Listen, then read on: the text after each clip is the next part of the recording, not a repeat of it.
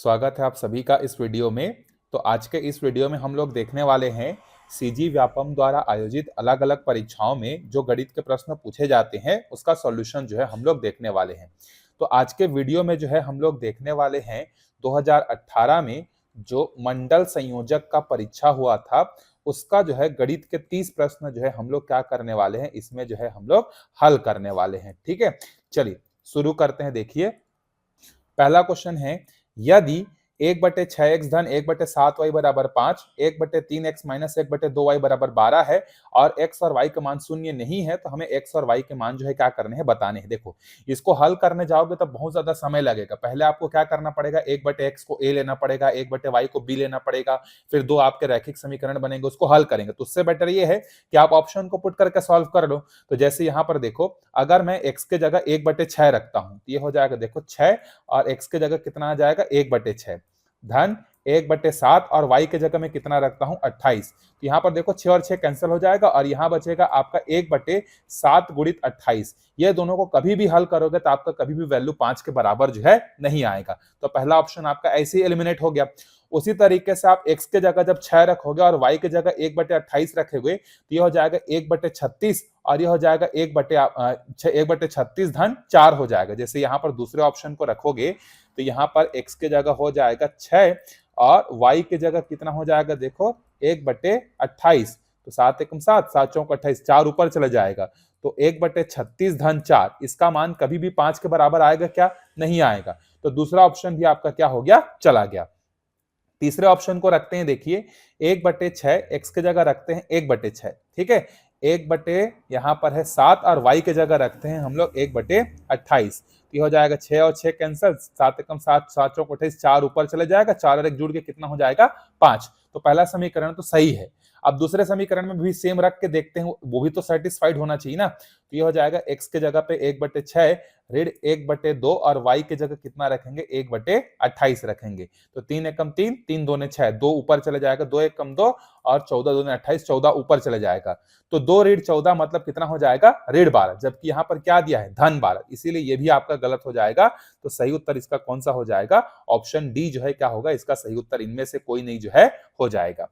चलिए दूसरे प्रश्न पे चलते हैं। देखिए 18 ग्राम 7.2 किलोग्राम का कितना प्रतिशत है। तो ऊपर में 18 ग्राम और नीचे में केजी दिया है, तो केजी को ग्राम में बदलने के लिए 1000 से गुणा कर दो। तो 7.2 किलोग्राम जो है वो ग्राम में कितना हो जाएगा 7200 हो जाएगा, इनटू में 100% के लिए ये दोनों जीरो कैंसर, 18 कम 18, 18 चौक 72, हो जाएगा 1/4%। तो 1/4% मतलब 0.25% जो है हो जाएगा। तो 18 ग्राम 7.2 किलोग्राम का जो है 0.25% है।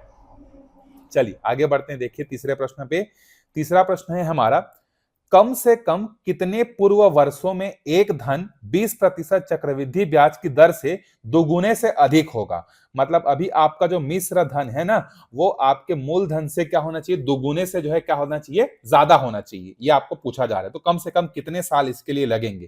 तो देखिए ए का फॉर्मूला क्या होता है, चक्रवृद्धि ब्याज के लिए p गुणित r बटे में 100 की घात में n बराबर 2p।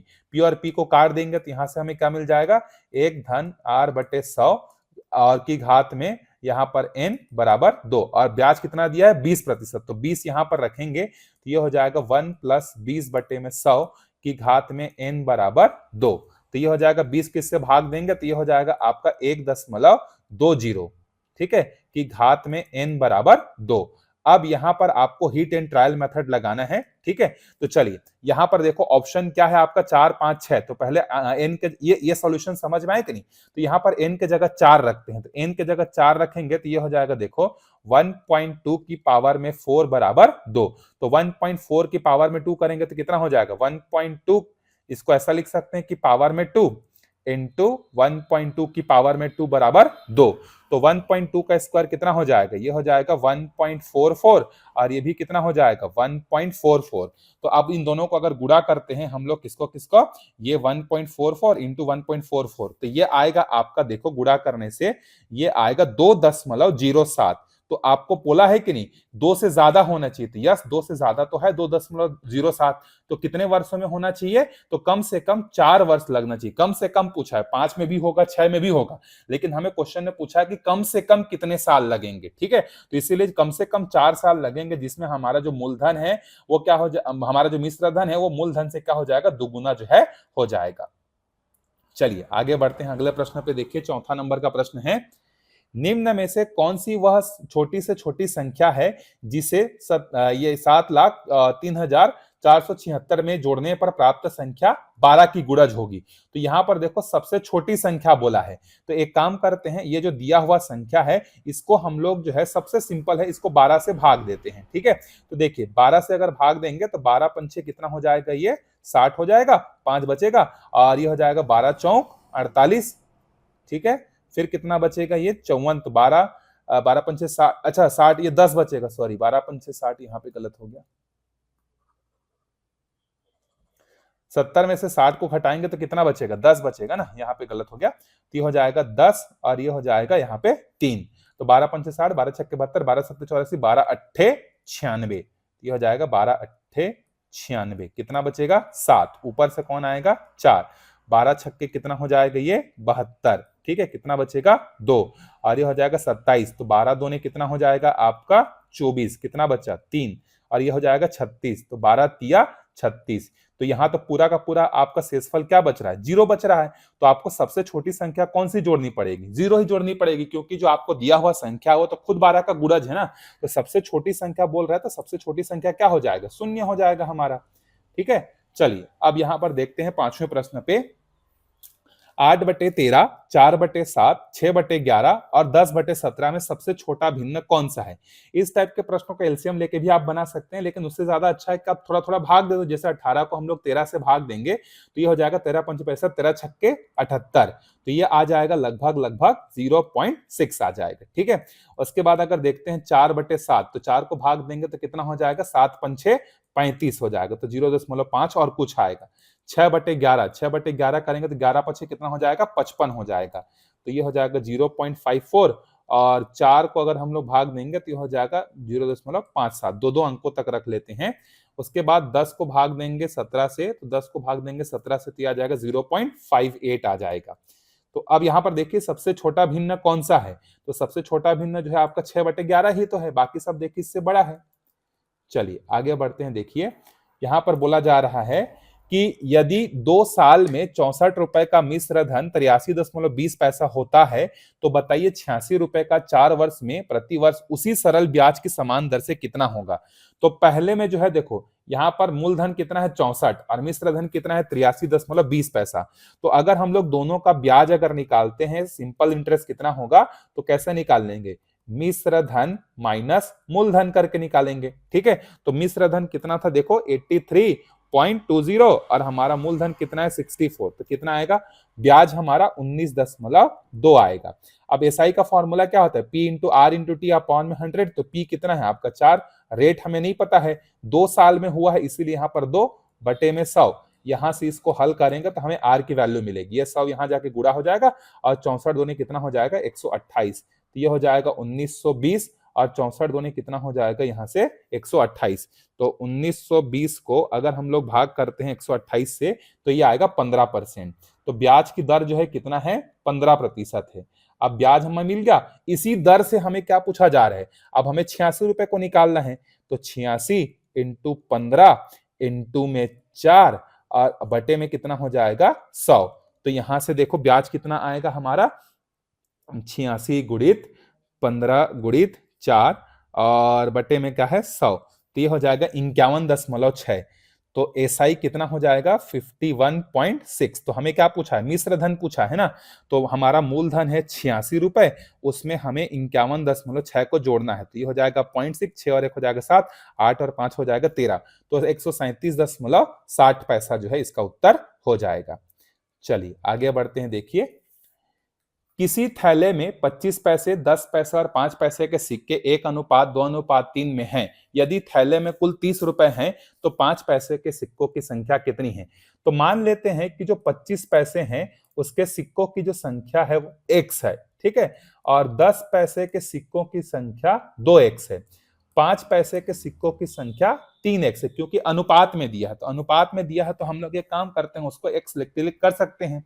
अब देखिए इसका सूत्र क्या होता है कि जितना आपके पास पैसा है इनटू उसकी संख्या का सबका योग करेंगे तो किसके बराबर होना चाहिए, जो कुल रुपए दिया है उसके बराबर होना चाहिए। मतलब 25 पैसे को मैं रुपए बनाऊंगा तो कितना हो जाएगा, 25 बटे में 100, तो 25 पैसा इंटू उसकी संख्या कितनी है, x, धन 10 पैसा को अगर मैं रुपए बनाऊंगा तो 10 बटे 100, तो 10 पैसा और उसकी संख्या जो कि 2x है, फिर है आपके पास 5 पैसा और उसकी संख्या जो कि आपका 3x है, तो सबको जोड़ेंगे तो कितना होना चाहिए आपका 30 रुपए जो है सबको जोड़ने से होना चाहिए। तो सबका एलसीएम कितना आ जाएगा, सबका एलसीएम 100 आ जाएगा, तो ये हो जाएगा हमारा ऊपर वाला 25x और ये हो जाएगा 10 दूने 20x और 5 दिया कितना हो जाएगा 15x बराबर ये हो जाएगा हमारा 3000।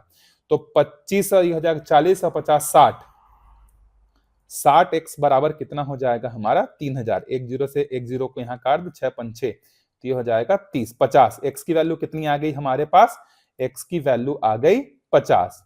अब x की वैल्यू आ गई, अब हमसे किसकी संख्या पूछा है, देखिए 5 पैसे की संख्या, तो ये हो जाएगा आपका 50 दिया 150 हो जाएगा, तो इसका सही उत्तर ये हो जाएगा। 10 पैसों की संख्या बोलता तो 100 होता, 25 पैसों की संख्या बोलता तो 50 होता। ठीक है, चलिए आगे बढ़ते हैं अगले प्रश्न पे। इसको थोड़ा सा हटा देता हूं मैं।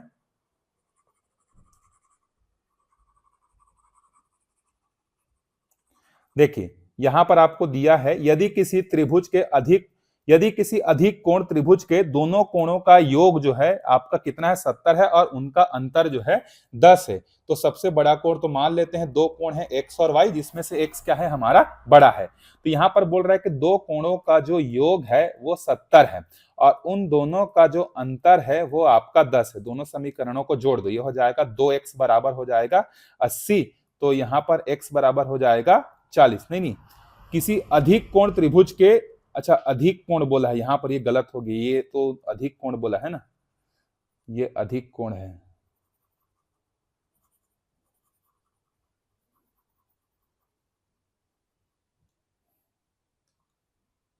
नहीं बनेगा ऐसे ही। यहां से x का मान कितना आ जाएगा आपका 40 आएगा। ठीक है, x का मान 40 है तो y का मान कितना हो जाएगा 30 हो जाएगा। अब उस त्रिभुज की बात करते हैं, तो त्रिभुज के सबसे बड़ा वाला कोण को मान लेते हैं z है, तो x धन y धन z बराबर कितना हो जाएगा 180 हो जाएगा। तो x धन y का मान कितना हो जाएगा यहाँ से 70, तो 70 धन z बराबर कितना हो जाएगा 180, तो z बराबर कितना हो जाएगा यहाँ से 180 माइनस 70 मतलब ये हो जाएगा 110। तो आपको बड़ा कोण का मान पूछा है ना, इसमें से x और y में से बड़ा कोण नहीं बोला है, तो 3 कोण है, 3 कोण में से बड़ा कोण को छोड़कर बाकी दो कोणों का योग इतना है और उसका अंतर ये है, तो बाकी दो कोण x और y मान लेते हैं और सबसे बड़ा कोण z मान लेते हैं। तो यहां से इसका मान कितना हो जाएगा 110 हो जाएगा। इजी क्वेश्चन था, तो इसको हम लोग समझ नहीं पा रहे थे। चलिए आगे देखते हैं अगला प्रश्न। यदि किसी समबाहु त्रिभुज का क्षेत्रफल x है और उसका वर्ग का क्षेत्रफल जो है y है, तो दोनों का परिमिति समान है, मतलब दोनों का जो पेरीमीटर है ना, दोनों का जो है आप परिमाप जो बोल सकते हैं वो क्या है, दोनों का समान है। तो आपको बोला जा रहा है कि यहाँ पर x और y में क्या संबंध है। तो देखिए x जो है आपका समबाहु त्रिभुज है, तो समबाहु त्रिभुज का क्षेत्रफल का फॉर्मूला क्या होता है, √3/4, और मान लेते हैं कि समबाहु त्रिभुज का जो एक भुजा है वो a है और वर्ग का एक भुजा b है। तो यहाँ पर x बराबर ये आएगा और y बराबर क्या आएगा, वर्ग का जो क्षेत्रफल होता है कितना होता है, साइड की घात में 2 हो जाएगा। ठीक, अब प्रश्न में बोला है कि दोनों का क्षेत्रफल जो है क्या, दोनों का परिमाप क्या है, बराबर है। सो अकॉर्डिंग टू क्वेश्चन, तो देखो समबाहु त्रिभुज का जो परिमाप है वो क्या हो जाएगा आपका 3a हो जाएगा। ठीक है, और इसके बाद वर्ग का क्या हो जाएगा 4b हो जाएगा। ठीक है, तो यहां से अगर हम लोग b का मान निकालेंगे तो 3a बटे में क्या आएगा आपका 4 आ जाएगा। ठीक है, चलिए अब देखते हैं x और y का मान। तो x का मान तो हमारे पास ये है, y का मान क्या है, देखो b का स्क्वायर, तो b की जगह हम क्या रख देंगे 3a/4 का होल स्क्वायर, तो ये हो जाएगा 9/16 a की घात में 2। तो 9 को 16 से अगर हम लोग भाग देंगे तो ये आएगा 0.56 a की घात में 2। √3/4, √3 का मान कितना होता है 1.732/4 इंटू a स्क्वायर, तो यहां से जब इसको भाग देंगे तो ये आएगा आपका x का मान 0.43 ए स्क्वायर। देखो दोनों समान है, यहां भी ए स्क्वायर है, यहां भी ए स्क्वायर है। तो x का मान क्या है, छोटा है, और y का मान क्या है, बड़ा है। तो x जो है वो क्या है, सॉरी ये नहीं होगा, x जो है क्या है आपका y से क्या है, छोटा है। यहां पर आप देख लीजिए, यहाँ पर x का मान जो है हमने निकाला कितना है 0.43 ए की घात में 2, और यहां से हमने y का मान जब निकाला तो 0.56 ए की घात में 2, मतलब y का मान क्या है, बड़ा है, x का मान क्या है, छोटा है। चलिए आगे बढ़ते हैं अगले प्रश्न पे। देखिए 10वें नंबर का प्रश्न है, एक कक्षा में 35 विद्यार्थी हैं, जिसमें से लड़कों की संख्या बॉयज कितने हैं, 25, तो बचे कितने, 10, तो 10 क्या होंगी, गर्ल्स होंगी। यदि लड़कियों का औसत वजन जो है 20 ग्राम है, तो यहां पर अगर हम लोग देखें तो सम ऑफ गर्ल्स, तो यहां पर देखते हैं अगर हम लोग लड़कियों के वजन का अगर हम लोग देखेंगे कुल वजन कितना होगा, तो लड़कियों की संख्या कितनी है 10, और उनका औसत वजन कितना है 200, तो तो सारी लड़कियों का वजन कितना हो जाएगा, 200 हो जाएगा। सारे लड़कों का वजन कैसे निकालेंगे, 25 है लड़कों की संख्या और उनका औसत वजन जो है 27 है, तो यहां से इन दोनों को गुणा कर देंगे तो हमें पूरे लड़कों का वजन मिल जाएगा। तो पूरे लड़कों का वजन जो है 675 है। तो सारे लड़कों और लड़कियों का जो कुल वजन है, जो टोटल है, ये आपका हो जाएगा 675, ये 200, 875, और कुल संख्या कितनी है, 35 है। तो 875 को हम लोग क्या करते हैं, हम लोग डिवाइड कर देंगे 35 से, तो कितना आएगा, 25 आएगा। तो पूरा एवरेज जो है वो कितना है आपका, 25 है, सब लड़का और लड़की दोनों को मिलाकर 25 है। चलिए अब आगे देखते हैं, ये तो आपका सिंपल सा एक समीकरण है, x और y का मान यहां पर रखते हैं।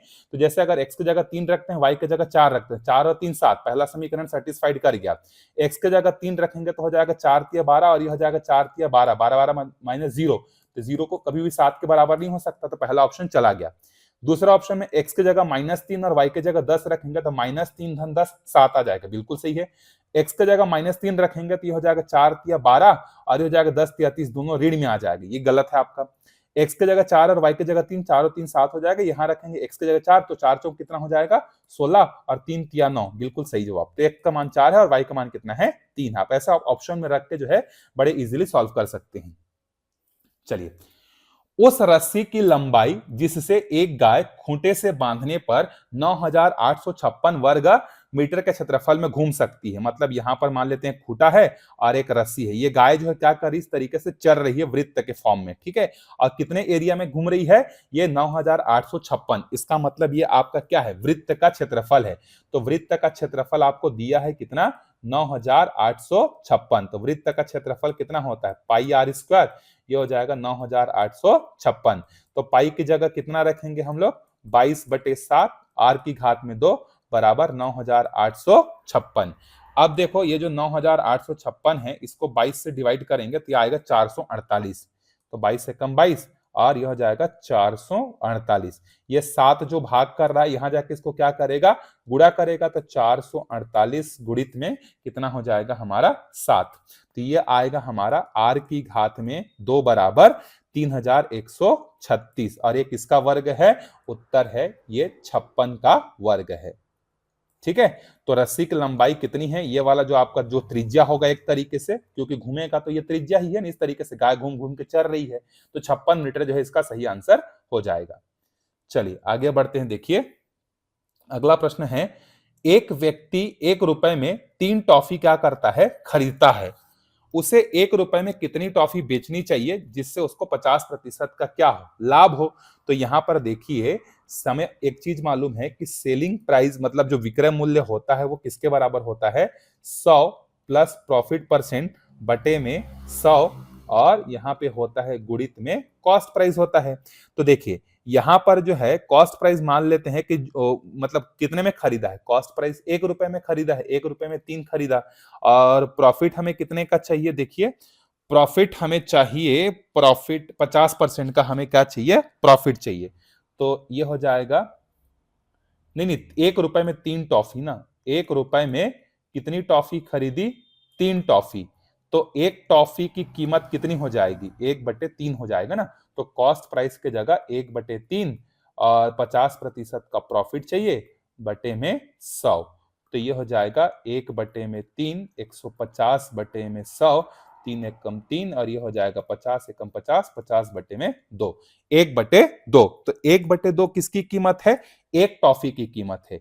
तो एक टॉफी का विक्रय मूल्य जो है वो कितना है? 1/2 है। ठीक है, तो अगर हम लोग देखें 1/2 रुपए है, तो 1 रुपए में कितना आएगा? तो 1 रुपए में उसको दो टॉफी क्या करना पड़ेगा? बेचना पड़ेगा। ठीक है, एक टॉफी में एक 50 पैसे का है, तो 1 रुपए में कितना होना चाहिए? 2 टॉफी होना चाहिए। तो 1 रुपए में क्या करेगा? 2 टॉफी बेचेगा, तो उसको क्या होगा? 50% का जो है लाभ जो है होगा। ये समझ में आया कि नहीं? देखो हमने यहाँ पर एक एक का निकाला है। एक टॉफी का हमने एक टॉफी का हमने क्रय मूल्य निकाला, जो कि कितना है? 1/3। हमें 50% का प्रॉफिट चाहिए था, इसीलिए हमने यहाँ पर निकाला। तो एक टॉफी का विक्रय मूल्य कितना है? आधा रुपया 50 पैसे। तो 1 रुपए में कितना खरीद सकते हैं? 1 रुपए में कितना बेच सकते हैं? तो 2 चॉकलेट बेच सकेंगे, तो 2 टॉफी हमें क्या करना पड़ेगा? बेचना पड़ेगा, ताकि हमें 50 रुपए क्या हो? 50% का फायदा हो। चलिए 14वें प्रश्न पे चलते हैं। यदि 7 संख्याओं का औसत 81 है, तो उन 7 संख्याओं का योग कितना हो जाएगा? ये हो जाएगा 81 गुणित 7, तो 7 एकम 7, 7 अट्ठे 56। तो वो 7 अंकों का योग 567 हो जाएगा। 9 का औसत जो है वो 49 है, तो 9 गुणित 49 करेंगे तो ये कितना हो जाएगा? देखिए यहाँ से, तो यहाँ से हम लोग गुणा कर लेते हैं, तो 49 गुणित 9 करेंगे तो 441 है। अब टोटल बोल रहा है, तो दोनों का समेशन कितना हो जाएगा? 441 और क्या बोलते हैं 441, और ऊपर में कितना आया था? 5 6 7, ये हो जाएगा 1008। अब कुल से भाग देना है तो 16 से भाग दे दो, तो कितना आ जाएगा? 63 आ जाएगा। तो औसत ये हो जाएगा आपका कुल 1008, इसको 16 से भाग देंगे तो ये आएगा आपका 63। ठीक है, चलिए आगे बढ़ते हैं। देखिए, दो लगातार छूट क्या बोल रहा है प्रश्न, एक बार ध्यान से पढ़ते हैं। देखिए, 2 लगातार छूट देने के बाद एक शर्ट जिसकी अंकित मूल्य की कीमत 150 रुपए है, उसको 105 रुपए में उपलब्ध कर दिया जाता है। यदि दूसरी छूट 12.5% है, तो पहली छूट कितनी है? मतलब एक कपड़ा है जिसकी जो अंकित मूल्य है वो 150 रुपए है, उसको 2 बार डिस्काउंट देने के बाद उसको 105 रुपए में बेच दिया जाता है। पहली बार कितने का डिस्काउंट मिला वो हमें नहीं पता है, लेकिन दूसरी बार जो है हमें जो डिस्काउंट मिला है वो हमें मालूम है कितना है? 12.5% है। तो क्वेश्चन हमसे पूछ रहा है कि पहली बार जो डिस्काउंट मिला वो कितना होगा? तो इसका सूत्र हम लोग क्या लगा सकते हैं? सेलिंग प्राइस बराबर मार्क्ड प्राइस इनटू में क्या करेंगे? 100 माइनस पहला डिस्काउंट इनटू 100 माइनस दूसरा डिस्काउंट, ये करेंगे। ठीक है, तो यहां पर सेलिंग प्राइस हमारा कितना था? 105 रुपए था। मार्क्ड प्राइस कितना था? 150 है। पहला है कितना डिस्काउंट दिया हमने नहीं पता, लेकिन दूसरा हमने 12.5% का दिया है, ये हमें मालूम है। तो अब इसको हल करते हैं, तो ये हो जाएगा 105 बराबर 150 गुणित, यहां से हो जाएगा 100 माइनस x%, और यहां से हो जाएगा ये 87.5%। ठीक है, अब इसको साइड ट्रांसफर वगैरह करके अगर हम लोग सॉल्व करके डिवाइड करेंगे, तो डिवाइड करने के बाद मैं सीधा आपको बता रहा हूं, ये आएगा आपका 100 माइनस x बराबर 80। तो यहां से जो है आपका x का मान निकल कर आएगा 20। तो 20% का पहला डिस्काउंट जो है रहा होगा। चलिए आगे बढ़ते हैं अगले प्रश्न पे। देखिए 16 नंबर का प्रश्न है। यहां पर देखिए 11 की घात में जो है आपका ये है, तो पहले तो इसको भाग करते हैं, क्योंकि भाग बोर्डमास के रूल से पहले सॉल्व होता है। तो दोनों का बेस अगर सेम है, तो इसको हम लोग 66 अपॉन में 2 की पावर में 1.5 लिख सकते हैं। तो ये हो जाएगा 1 जा, ये हो जाएगा 33। तो देखो यहां पर हो गया 11 की घात में 4.5 गुणित 33 की घात में 3, और ये हो जाएगा हमारा 33 की घात में 1.5 गुणित 3 की घात में 4.5। अब देखिए ये हो जाएगा 11 की घात में 4.5, 33 दोनों का आधार बराबर है, तो घातें क्या होंगे? जुड़ जाएंगे। तो ये हो जाएगा आपका 4.5 गुणित में 3 की घात में 4.5। अब देखो ये दोनों आपस में फिर से गुणा हो जाएंगे, तो 11 तिया कितना हो जाएगा? 33 हो जाएगा। दोनों का घात भी बराबर है, तो ये हो जाएगा 33 की घात में 4.5 गुणित 33 की घात में 4.5। तो दोनों को गुणा हो रहा है, आधार बराबर है, तो घातें जुड़कर कितनी हो जाएंगी? 33 की घात में 9 हो जाएंगे। ठीक है, तो यहाँ पर 33 की घात में पूछा, यहाँ पे क्वेश्चन मार्क कैसा होना चाहिए था, तो 33 की घात में कितना होना चाहिए था, 9 होना चाहिए। ठीक है, अगर घात पूछा है तो ये होगा। चलिए आगे बढ़ते हैं। देखिए, एक बेलन जो कि 28 सेंटीमीटर ऊंचा है और उसके आधार की त्रिज्या, तो बेलन का जो हाइट है मान लेते हैं h1 है और वो कितना है आपका 28 है, और उसकी जो त्रिज्या है वो 6 है, और कितनी गोलाकार गोलियां बनाई जा सकती है जिसका व्यास कितना होना चाहिए, 1.5 होना चाहिए। मतलब हमें क्या करना है, इससे गोला बनाना है। ठीक है, तो गोले का त्रिज्या कितना हो जाएगा, देखो इसका आधा हो जाएगा व्यास का, ये हो जाएगा 0.75 हो जाएगा। ठीक है, तो अब देखिए दोनों का आयतन तो सेम रहेगा, तो बेलन का आयतन बराबर जितने गोले बनेंगे उसका आयतन, तो बेलन का आयतन कितना हो जाता है पाई आर स्क्वायर एच, और गोले का आयतन कितना होता है 4/3 पाई आर की घात में 3। तो पाई और पाई क्या हो जाएगा, कैंसल। तो आर का मान रखेंगे तो ये हो जाएगा 6 की घात में 2, और ऊंचाई कितना है 28, और कितने बनेंगे हमें नहीं पता है, तो मान लेते हैं कि n गोले जो है बनेंगे, तो ये हो जाएगा 4/3, और इसका त्रिज्या है 0.75 की घात में 3 गुणित में n हो जाएगा। ठीक है, तो अब ये देखिए कितना हो जाएगा, 6 छक्के 36 गुणित 28, ये 3 जो इसको भाग कर रहा है यहां जाके इसको क्या करेगा, गुणा करेगा, और ये 4 भी इसको आके क्या करेगा, भाग करेगा, बराबर में 0.75 की घात में 3 गुणित में n हो जाएगा। ठीक है, तो ये हो जाएगा 9 चौक 36, और ये हो जाएगा 1।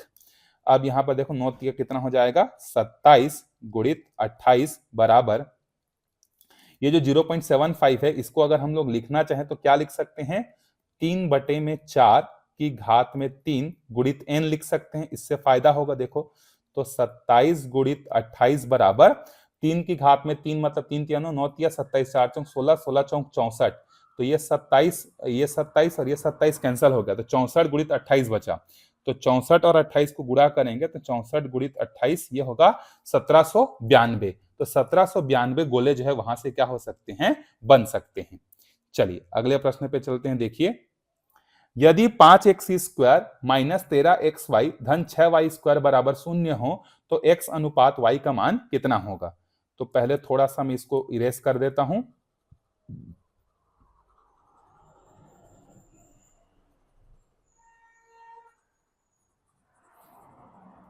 देखो अभी हमारे पास सिर्फ और सिर्फ एक ही समीकरण है, और यहां पर जो व्यंजक है वो 2 है, तो हम लोग क्या करते हैं, काम करते हैं, दोनों साइड जो है ना x और y से क्या कर देते हैं, भाग कर देते हैं। तो इससे क्या होगा, देखो x² में से x कट जाएगा और यहाँ क्या छूट जाएगा, y, ऋण 13 xy कैंसिल हो जाएगा, तो यहाँ पर बचेगा कितना, सिर्फ 13 बचेगा, 6 y बचेगा, और नीचे में क्या बचेगा, x बराबर 0 हो जाएगा।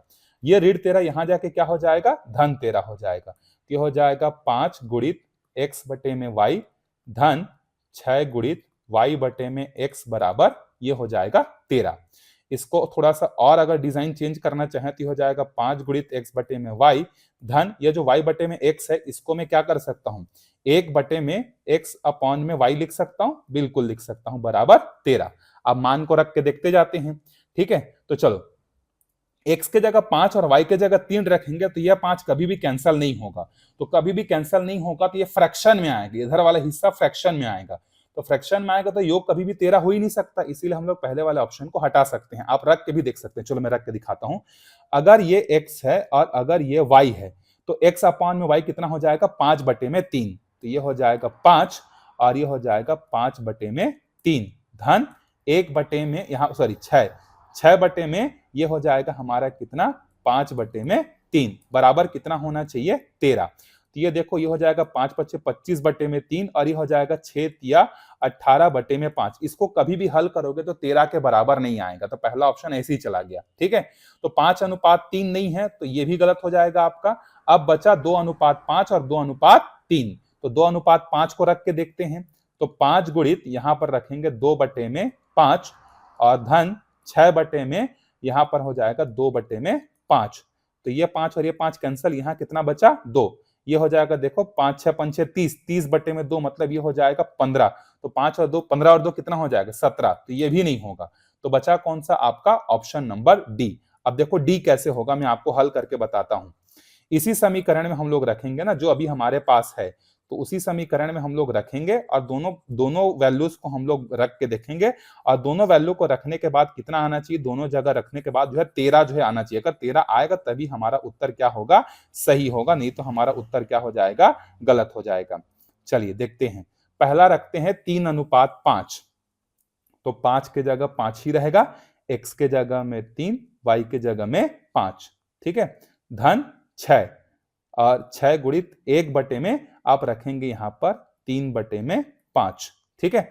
तो ये 5 और ये 5 कैंसल, ठीक है, ये 5 ऊपर चला गया तो यहां कितना बचा, देखो 3, और ये हो जाएगा 6 गुणित 5/3, 3 एकम 3, 3 दूने 6, 5 दूने 10, 10 और 3 कितना हो गया, 13 आ गया बराबर। देखो तो ये तो सही है आपका। अब 2:1 रखते हैं, तो 5 गुणित 2:1 धन 6 गुणित 1/2:1।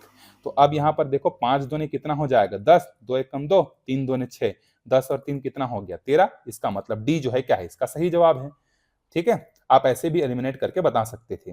देखिए यहां पर 2017 की घात में 2018 है, इसका इकाई अंक क्या होगा, तो इकाई अंक पे फोकस करते हैं। इकाई अंक कितना है हमारा, 7, तो 7 की घात में 2018, ठीक है। अब आप देखिए 7 की घात में जब भी आप 4 करोगे ना तो उसका इकाई अंक हमेशा 1 आएगा। तो अगर मैं 2018 को 4 से भाग देता हूं तो ये हो जाएगा 4 पंछे हमारा 20, यहां बचेगा 1, 4 शून्यम 0 और ये हो जाएगा 4 चौक 16, कितना बचा हमारे पास, 2 बचा। तो इसका मतलब हम लोग 7 की घात में क्या लिख सकते हैं, 4 की घात में 1504, ठीक है। तो ये हो जाएगा आपका 2016 और इनटू में 7 की घात में कितना, 7 की घात में 2, इसको हल करके देख लो, आपको 7 की घात में मतलब 2018 ही मिलेगा। तो 7 की घात में 4 का इकाई अंक कितना होता है, 1 होता है, तो 1 की घात में ये हो जाएगा और 7 7 कितना हो जाएगा, ये 49। तो 1 की घात में कुछ भी हो क्या आएगा, 1 ही आएगा।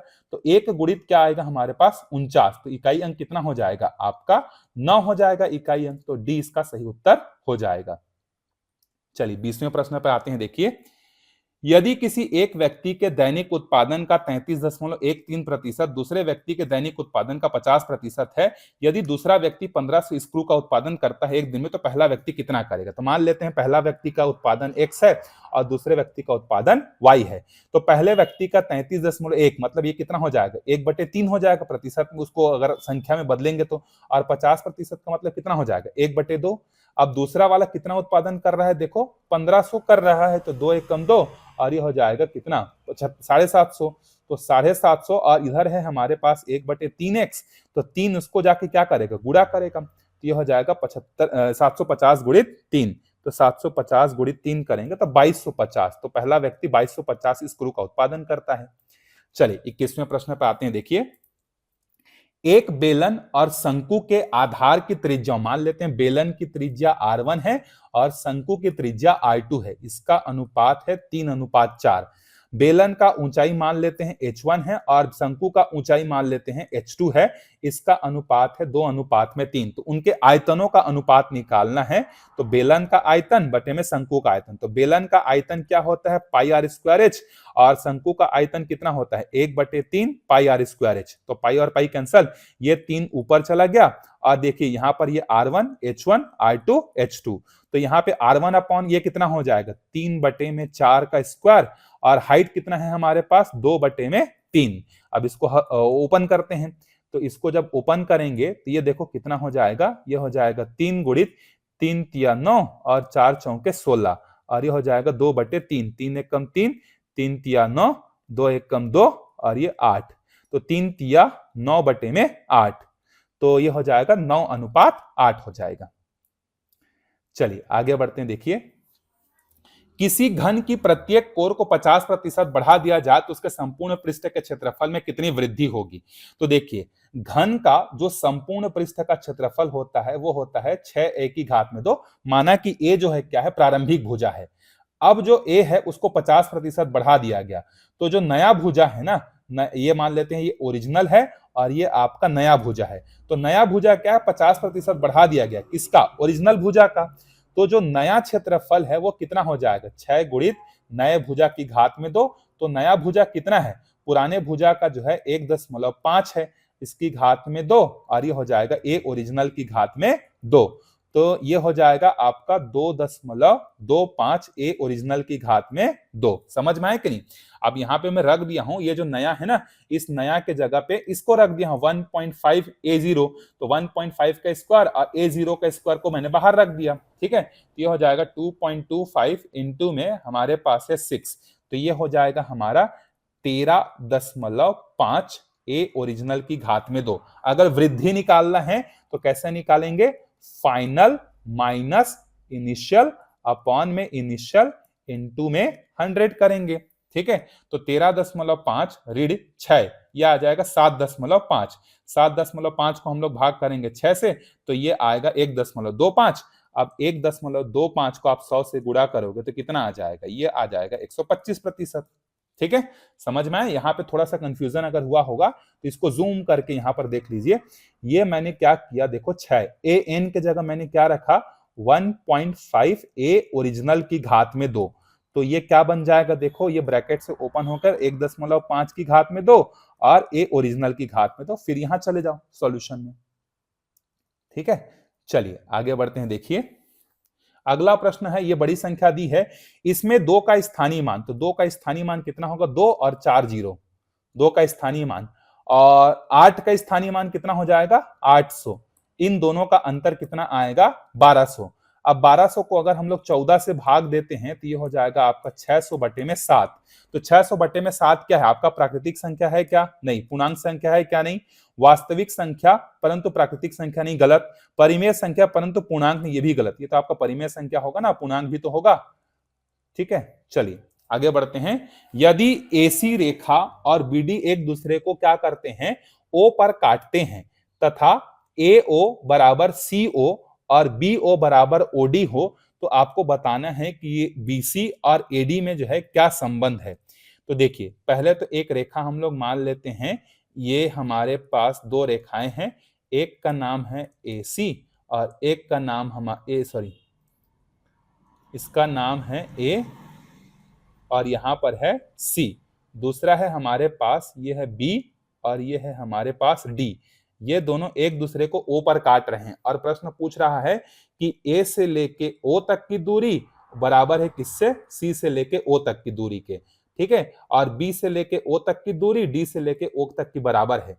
तो अभी आपसे पूछा जा रहा है BC, तो यहां पर हम लोग इन दोनों को जोड़ेंगे तो ये मिलेगा हमें BC और दूसरा मिलेगा AD। तो ध्यान से देखो BC और AD क्या है? दोनों आपस में समांतर हैं और दोनों की दूरी क्या है? वो भी आपस में बराबर है। तो A इसका सही उत्तर जो है हो जाएगा। चलिए 25वें प्रश्न पे चलते हैं। देखिए इसको हल करना पड़ेगा, तो इसको हल करेंगे, देखो ध्यान से करना। ठीक है, मैं यहाँ पे थोड़ा सा जल्दी कर रहा हूं। 1 + 1/1 धन 2/में, यहां पर है हमारे पास 2 धन। अब देखो 5 चौके कितना हो जाएगा? 20। 20 और 4 कितना हो जाएगा? 24। और ये 5 उड़ के 3 के पास चला जाएगा, तो ये हो जाएगा 3 × 5/24 हो जाएगा। ठीक है, चलो फिर 1 + 1/1 + 2 और ये हो जाएगा 24 दूने 48 और ये हो जाएगा 5 × 15 और ये 24, इसको गुणा करेगा। ठीक है, तो ये हो जाएगा 1 धन 1/1 धन, ये हो जाएगा आपका 24 दूने कितना हो जाएगा? 48। क्यों नाच रहा है भाई इतना? और 48 और ये 5 जोड़कर कितना हो जाएगा? 63। ठीक है, अब देखो इसके बाद क्या हो जाएगा? 63 एकम 63 और ये 63 घूम के ऊपर चला जाएगा, तो ये हो जाएगा 63 एकम 63 और 48।